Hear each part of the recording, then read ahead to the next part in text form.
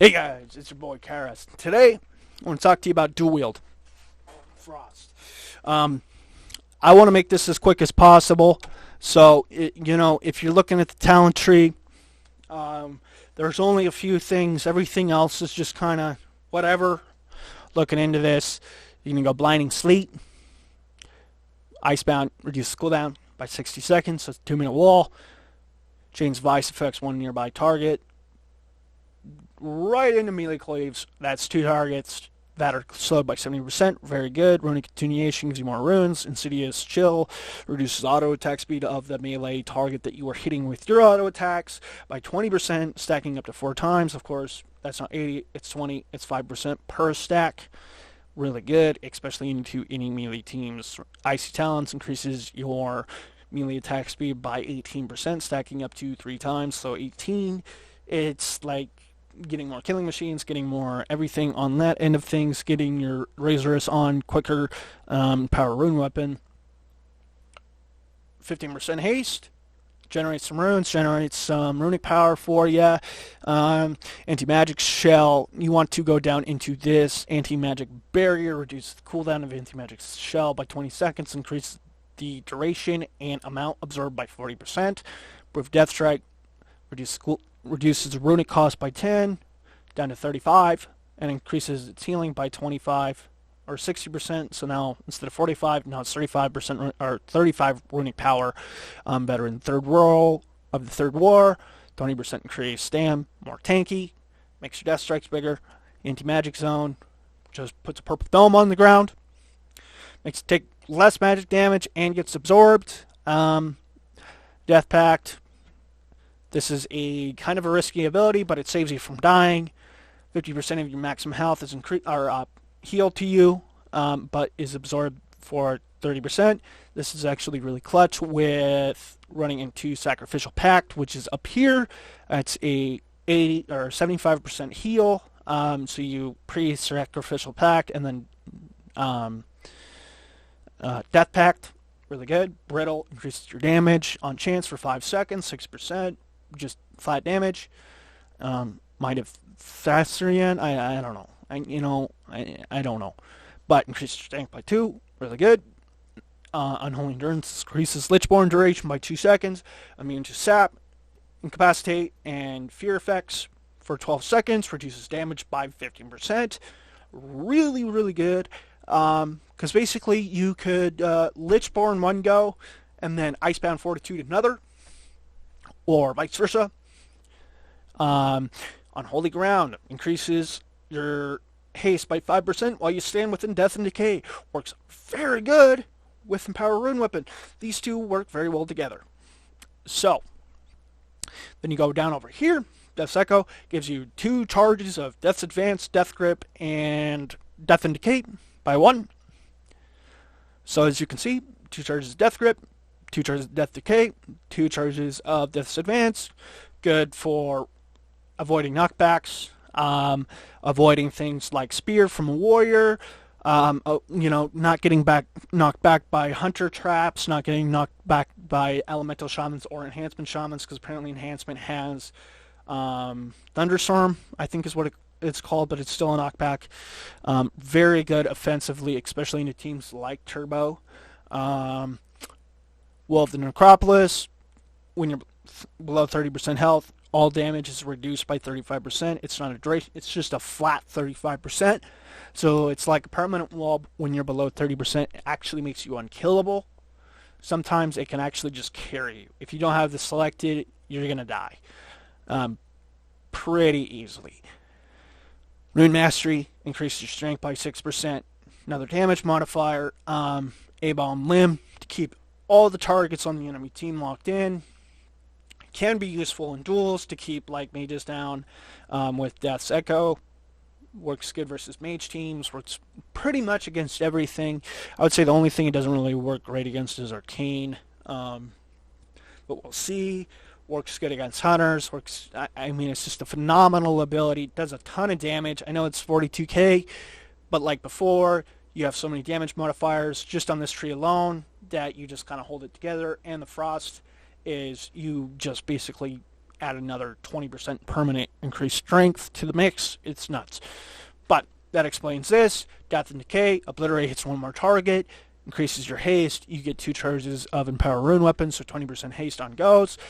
So let's go ahead and move into the Frost tree. You go down, Killing Machine, Proof Frost Strike to get down to Pillar of Frost, because this is just garbage. You don't really need this. I mean, I could see this with some weird 2s build with Rage of the Frozen Champion, but going into it, because it gives you with this, gives you 60% proc chance on Howling Blast. It gives you a little bit of runic power. I could see that maybe being somewhat good, but let's get into it. Pillar of Frost. Each ring you spend increases your strength by 2%. Increase strength by 25. Very good. Enduring strength. This is where this synergizes so well with Death and Decay and everything else. Because instead of hitting 1 target, now you're hitting 2 with Obliterate.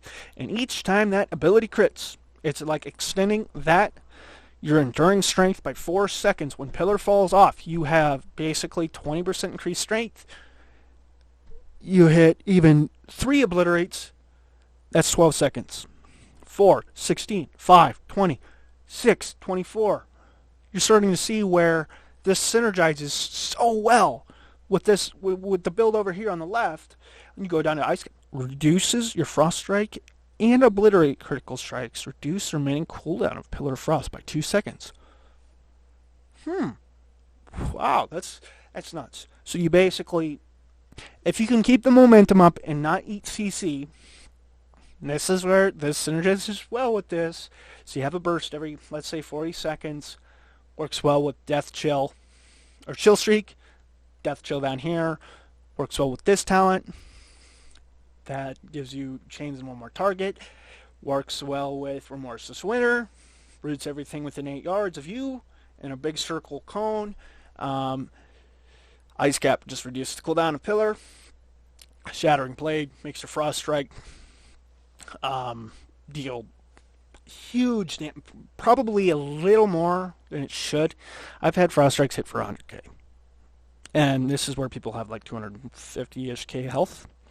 And I've run some duels with Soul Reaper, and it's killed people and instantly. About over 200k in global. But anyway, going into it, Frostworm's Fury. If you run this talent alone without this, don't even pick it. But this is what defines this build. Makes it a 1.5-minute cooldown. Every 45 seconds, you have a big go. You have Death and Decay. You have roots. You have stuns. You have everything else. Best comp to probably run this with is a DH or Windwalker Warrior, especially an Arms Warrior. Maybe even a Fury Warrior because of kind of the bleed build that they have with Dragon Roar and Spear. Also really good. Or just running Spear. But the downside with Spear is it's a 1.5-minute cooldown. Works really well with this talent. And you kind of space both these things out and kind of, you have Spear, use it so you can keep a whole team locked down. Death's Echo, keep everybody rooted in there, and or whatever, vice versa. This stuns them, reduces their movement speed by 50%, freezes all of them, basically a 3-second stun. Obliteration doesn't need to be explained. Your Frost Strike or Howling Blast, you get a Killing Machine proc immediately. You can use it. Like I said, just works everything so much better. Frost Whelp's 8, increases your mastery. Guess what? That's a raw damage increase in strength, or a raw just damage in strength, or raw damage increase for your mastery. The more mastery you have, the more frost damage you deal, which in return equals more arena wins. And bigger goes. Shattering Blade, this one's interesting because this talent allows for big burst and bigger sustain even if you are being trained, because you can frost weave. You can basically weave this into your rotation whenever you have 5 stacks, so you can still deal really decent damage.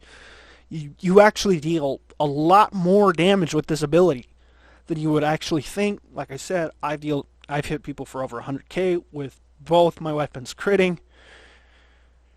And when I had Bone Grinder up, deals a ton of damage. But anyway, to get into this. So the way that and it's not perfect right now. I need to make a cast sequence macro, but basically as you go into this, you're going to pre-blind, you're going to throw this down, death and decay, everything, and as you go through this,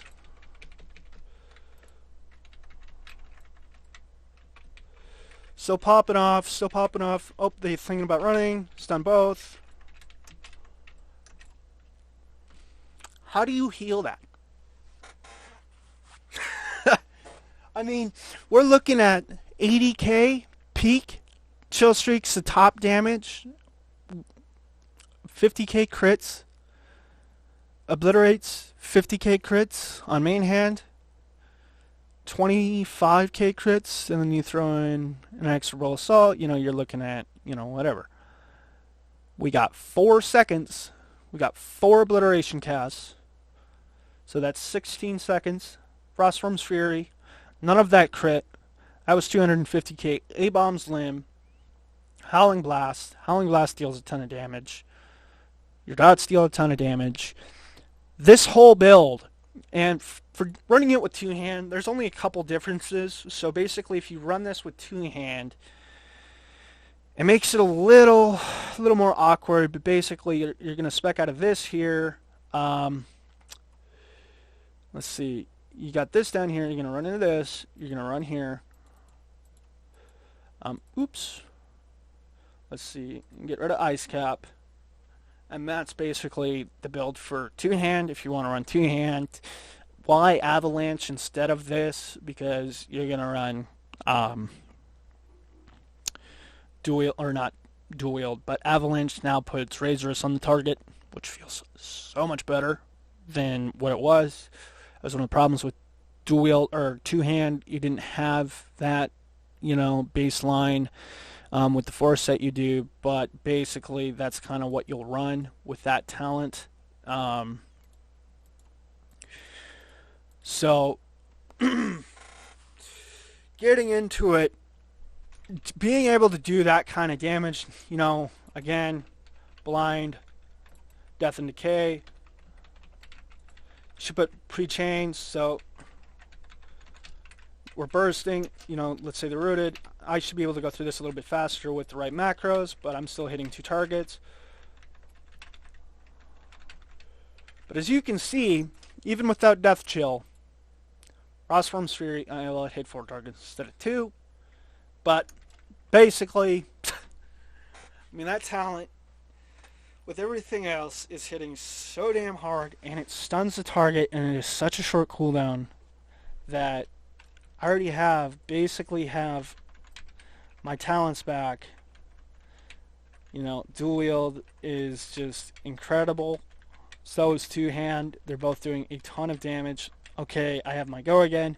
I don't have, and they're going to stack. Let's say even if this does cause them to kind of run, even getting a few crits, you're still looking at just a ton of DPS on the board.